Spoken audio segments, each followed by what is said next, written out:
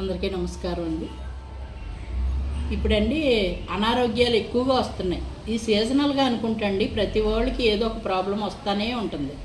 ఆ వచ్చినప్పుడు మనం కొన్ని జాగ్రత్తలు తీసుకోవాలి.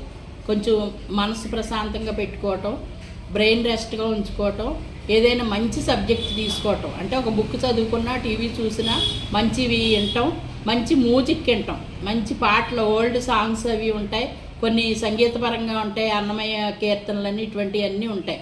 వాటి వల్ల అండి మన నరాలు కూడా బాగుంటాయి. నేను బాగా అనుభవించి చెప్తున్నాను మీకు.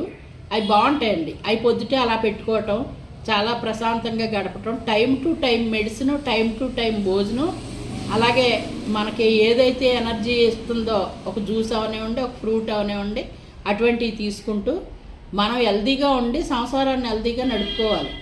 పిల్లలను చూసుకోవాలి అంటే ఆరోగ్యం ఉండాలి కదండి. ఇప్పుడు స్కూళ్ళు అయ్యి